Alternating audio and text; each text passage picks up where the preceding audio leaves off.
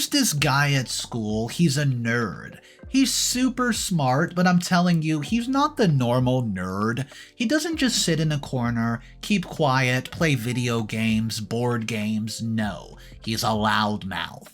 He wants everybody around him to know how smart he is, and he's very condescending, toxic, and he's just an overall bad human being. Well, get this. I have him in my class, and we got assigned to work on a project together, and I can't stand him. Hey guys, so a bit of background. I'm a 22-year-old dude in college, trying my best to get through these 4 years without causing too much drama or getting involved in too much crap. But man, sometimes life just throws a curveball at you, you know? This semester, I enrolled in a mandatory class for my major. I won't bore you with the details, but it's a challenging class with a rep for being a real GPA killer. On the first day, I remembered stepping into the classroom, scanning for familiar faces and thinking, please let me know at least one person here. No luck, but hey, college is about making new friends, right? Well, wrong. Sometimes it's about discovering people you genuinely can't stand, and enter Jeremiah. I swear if you combined every high school movie jock stereotype into one person, that's him. But with a twist, the guy's smart, like really smart. You would think that he'd humble a bit, but no, he's the kind of person who wears his intellect like a designer label, showing it off at any given chance. The first red flag was when our professor was introducing a topic, and Jeremiah interrupts with, actually, if I may, and proceeds to correct the professor. Dude, it's the first day. Okay, so you might say, man, OP, maybe he was just trying to make a good impression. Well, fine. Let me tell you about the group project then. A few weeks in, we got assigned into groups of 5. Of course, the universe was just loving of jokes that day, so guess who's in my group? Yep, you guessed it, Jeremiah. First meeting, we're all brainstorming ideas, and every time somebody proposes something, Jeremiah's there with a, well, I did something similar in my previous class and it didn't work out, so... Or one of those when he says, I think my idea is a little bit more advanced. Like, dude, we get it, you're smart. Now can you please let others speak? I tried to be civil. Heck, I even thought that maybe working with him would be a blessing in disguise, and since he's supposedly so brilliant, but no. He had this thing where he loves to point out how everyone else is wrong.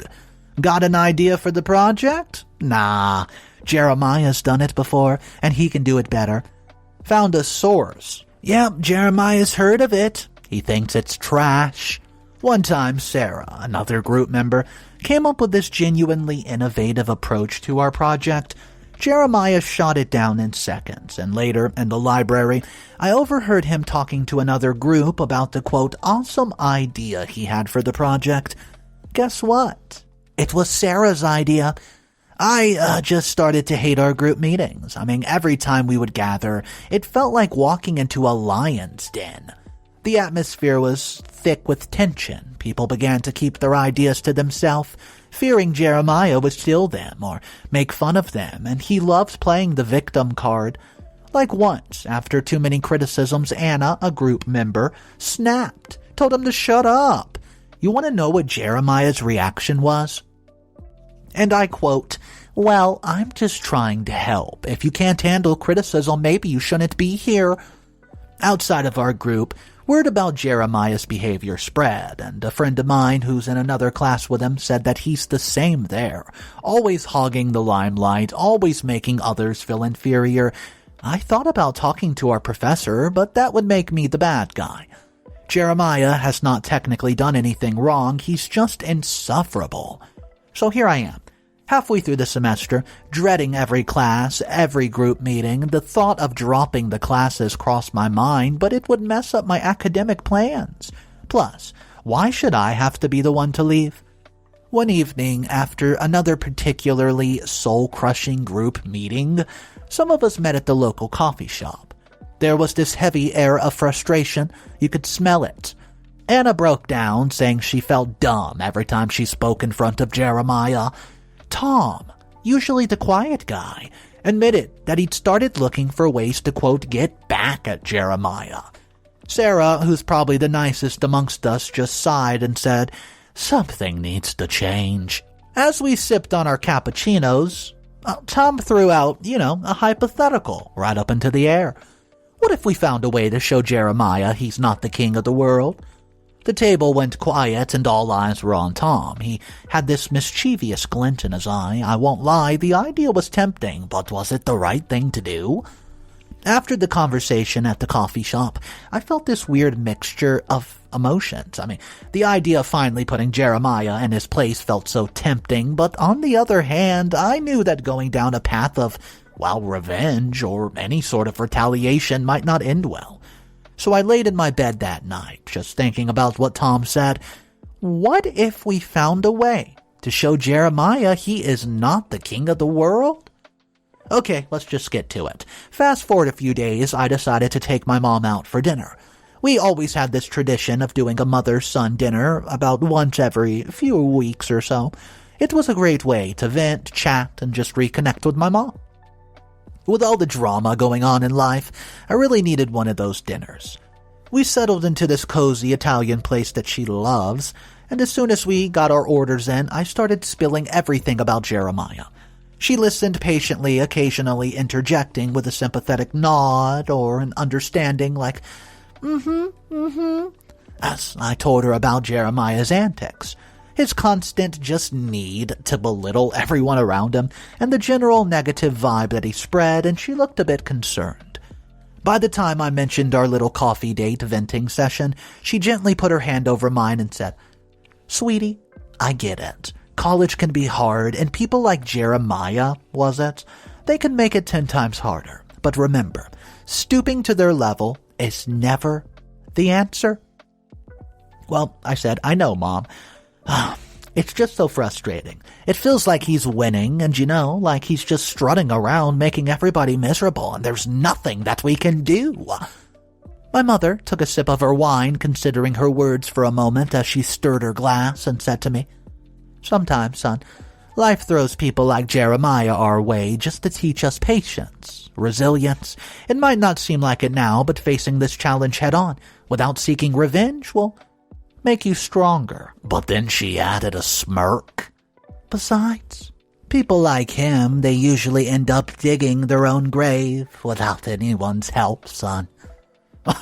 I chuckled and said, "I hope you're right. It's just hard seeing everyone so defeated, especially when you're supposed to be working together." She squeezed my hand and said, "Focus on your work, your friends, and yourself. Don't let Jeremiah take up any more space in your head than he already is. And if things get too tough, you know that you can always come to me, right?" Wow, we ended our dinner on a lighter note. I showed her this hilarious video of 2 chihuahuas dancing with orange peels on top of their head, laughing about work stories, and discussing our plans for the upcoming holidays.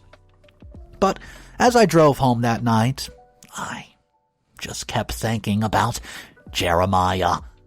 As the days went by, I tried to push the thought aside, focusing on studies and friends like my mother said, but Jeremiah would open his mouth in class or whenever our group met, and that feeling on the back of my mind kept growing stronger. Would we ever find a way to show Jeremiah he's not the center of the universe? Update number 1. 2 weeks have passed since the dinner with Mom. Time flies, right? Now, when you're working with Jeremiah, every single day felt like a month, an eternity, a lifetime. But you know how sometimes you think, surely it can't get worse, or, oh man, was I wrong? Our big group project was due at the end of the week. We'd all divided the task evenly, or at least we thought we did, and Jeremiah had taken up the most critical parts of the project, promising he would handle it like a pro. Given his attitude and constant need to prove how, quote, smart he was, we all assumed that he would come through. After all, his ego would not let him submit subpar work, right? Wrong!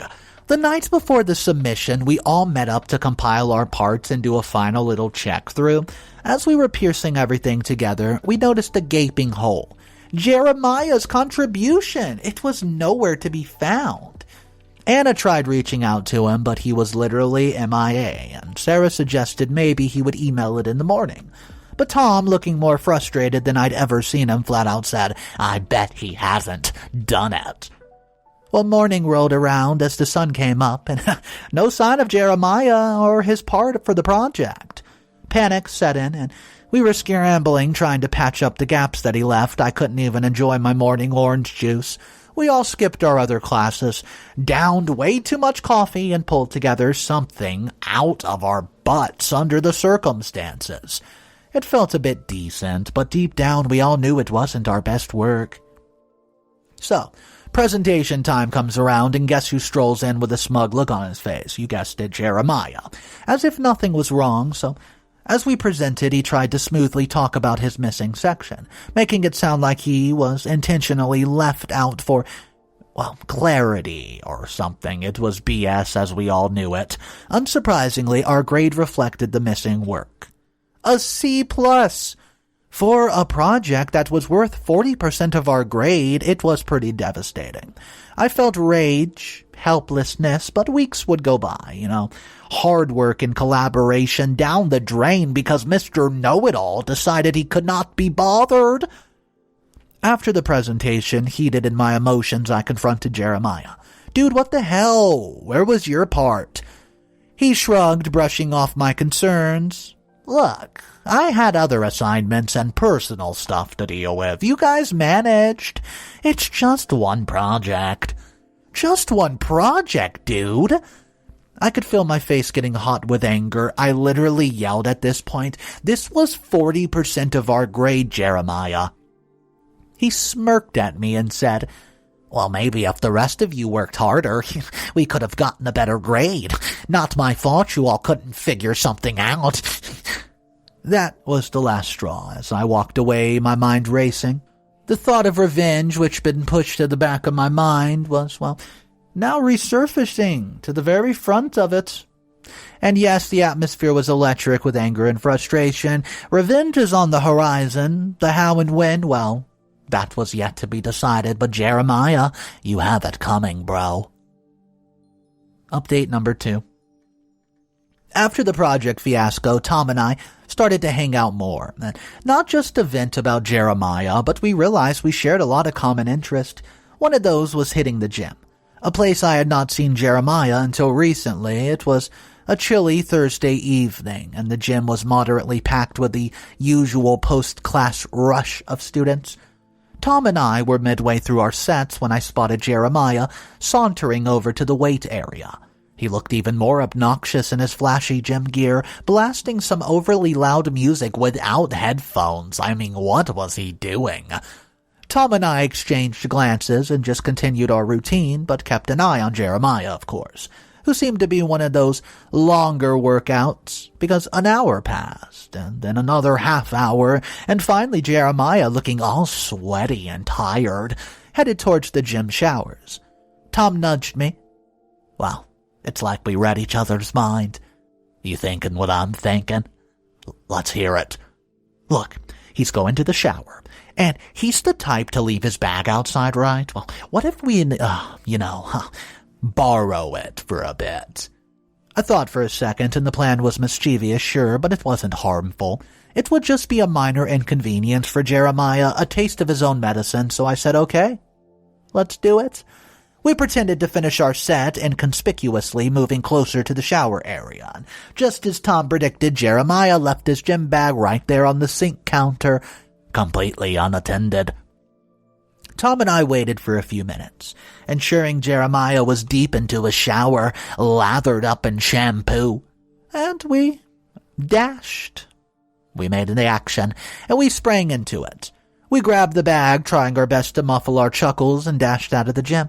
Adrenaline pumping, of course, and once we were at a safe distance away, we finally burst into laughter. "Dude, I can't believe we just did that." "Me neither, man. But you know what? It felt good. I mean, yeah, it's just a harmless prank, but maybe, just maybe, he has something important in this bag." So, we glanced through it, and we saw his passport. We decided to leave his bag by the front door of the gym, where we were sure that he would find it eventually.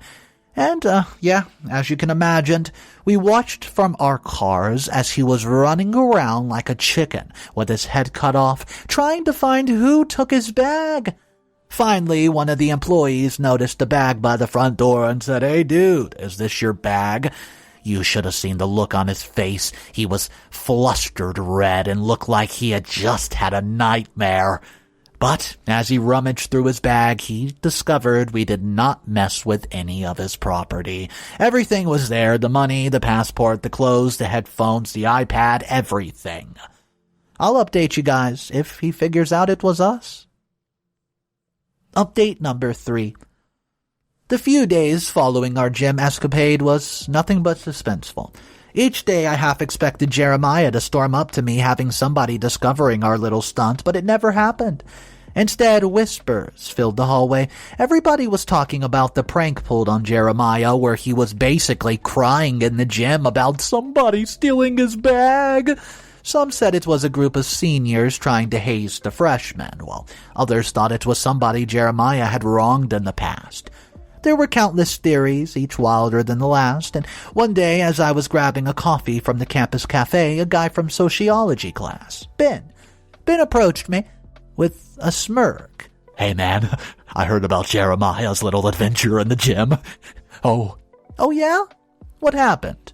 "Oh, well, so after a shower, Jeremiah could not find his bag anywhere. He was frantic, man. He had to leave the locker room, wrapped only in a towel, asking the gym staff about it. I mean, everyone took pictures. Imagine that, walking around the gym with all those students in nothing but a piece of cloth."